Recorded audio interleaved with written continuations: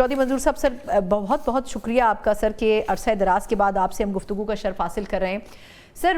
آج مہربانی آپ کی, آپ نے بہت شکریہ بہت شکریہ پروگرام میں لیا. سر یہ آج کی جو سچویشن ہے مطلب ابھی تو خیر ایرانی صدر کا وزٹ ختم ہوا اور اس میں ایک ہم نے دیکھا کہ ایک ڈیکرم نظر آیا, پیپلز پارٹی نون کی لیڈرشپ ساتھ ساتھ نظر آئی, لیکن آج بلاول بھٹو صاحب نے جتنی ایگریسو سپیچ کی ہے اس سے لگتا ہے کہ نون اور پی پی کے درمیان کوئی بہت اچھے ٹرمز نہیں چل رہے ہیں. کیا یہ اصل چیز صرف بجٹ ہی ہے یا پھر بیک اینڈ کے اوپر اور بھی چیزیں ہیں جو کہ پائل اپ ہو رہی ہیں؟ دیکھیں بہت سارے ایشوز ہیں جہاں پہ ہم سمجھتے ہیں کہ پاکستان پیپلز پارٹی سمجھتی ہے کہ گورنمنٹ ٹھیک ہے تو پاکستان پیپلز پارٹی اس کو سپورٹ کرتی ہے, لیکن آج جو بلاول صاحب نے کہا وہ دو تین چیزیں بڑی افسوسناک سامنے آ رہی ہیں. دیکھیے نا, پہلے ہی ایشو تھا, عوامی مسائل تھے اور ان عوامی مسائل کے حوالے سے جو وہاں کے لوگوں نے احتجاج کیا, پہلے وہ انہوں نے ڈیمانڈز رکھی. پہلا احتجاج دیکھیں تو ڈیمانڈز رکھی, کہا کہ نہیں مانیں گے, اور پھر احتجاج ہوا تو وہ ڈیمانڈز بھی مان لی گئی جو ان کی ڈیمانڈز میں یا ان کے مطالبات تھے نہیں وہ بھی مان لیے گئے.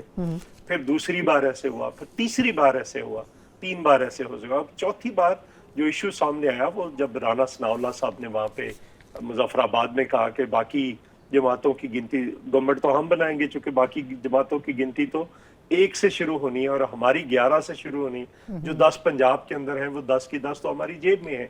تو اس سے پھر یہ شروع ہوا کہ اس کا مطلب آپ ہمیشہ مینیپولیشن کرتے ہیں. وہاں پہ 2 بار پہلے بھی ایسا ہو چکا ہے کہ پیپلز پارٹی آزاد کشمیر کے اندر الیکشن جیت چکی سی, لیکن یہ باہر سے جو یہاں پہ یہ جو سیٹیں ہیں 12 ان کی وجہ سے مینیپولیشن ہوتی ہے, بازو مروڑا جاتا ہے وہاں پہ. تو وہ ابھی بات اس پہ پھر وہ دوبارہ سے احتجاج شروع ہو گیا کہ ان سیٹوں کو ختم کریں.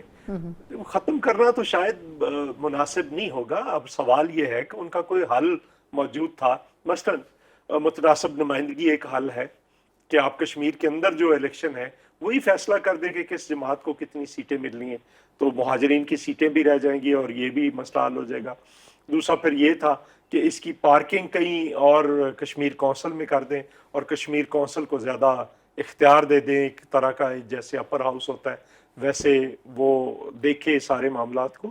تو سلوشنز موجود تھے, لیکن ابھی جو نیا خیر سے خواجہ آصف صاحب نے بیان دے دیا کہ میں راولہ کوٹ والوں کو پورا کشمیری نہیں سمجھتا ہوں. آپ اندازہ کریں کہ ان وزراء نے بجائے اس کے کہ مسائل کو حل کرنا ہے, ٹھنڈا کرنا اور خراب کر دیا, وہ اور خراب کر رہے ہیں. ایک اور بات دیکھیے ذرا, یہ اکتوبر میں معاہدہ ہوا تھا, اب اکتوبر گیا, دسمبر گیا, نومبر گیا, دسمبر گیا, جنوری, فیبروری, مارچ, اپریل, مئی, 31 مئی ان کی ڈیڈ لائن تھی. اب 30 مئی کو کمیٹی جاری.